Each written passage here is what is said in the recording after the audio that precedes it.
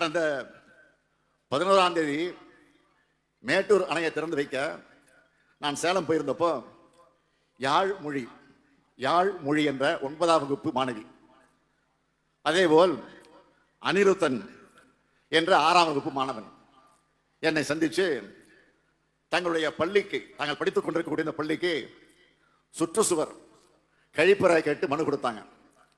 அதுக்கு பிறகு நடந்ததை பற்றி தினமலர் என்ன எழுதியிருக்காங்கன்னா, இரவு 8 மணிக்கு அந்த மாணவர்களை பார்த்ததும் வாகனத்தை நிறுத்திய முதல்வர் அவர்கள் அவர்களிடமிருந்து மனுக்களை பெற்றுக்கொண்டு நடவடிக்கை எடுப்பதாக உறுதியளித்து அவர்கள் கன்னத்தை தட்டி வாழ்த்து தெரிவித்து சென்றார்.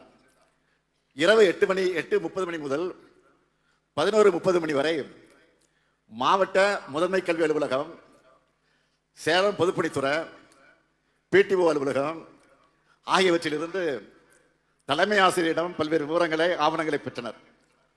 மறுநாள் காலை 7 மணிக்கு நங்கவழி ஒன்றிய பொறியாளர் வள்ளி தலைமையிலான குழுவினர் அந்த பள்ளிகளை ஆய்வு செஞ்சு சுற்றுச்சுவர் கழிப்பறை கட்டுவதற்கான மதிப்பீடை தயாரித்தனர். ஊரக வளர்ச்சி வாயிலாக சுற்றுச்சுவர் கழிப்பறை கட்டங்கள் கட்டித்தர நடவடிக்கை எடுக்கப்பட்டுள்ளது. முதலமைச்சரிடம் மனு கொடுத்த சிறிது நேரத்தில் அதிகாரிகள் நடவடிக்கை எடுத்ததால் பள்ளி மாணவர்கள், ஆசிரியர்கள் மகிழ்ச்சி அடைந்தனர்.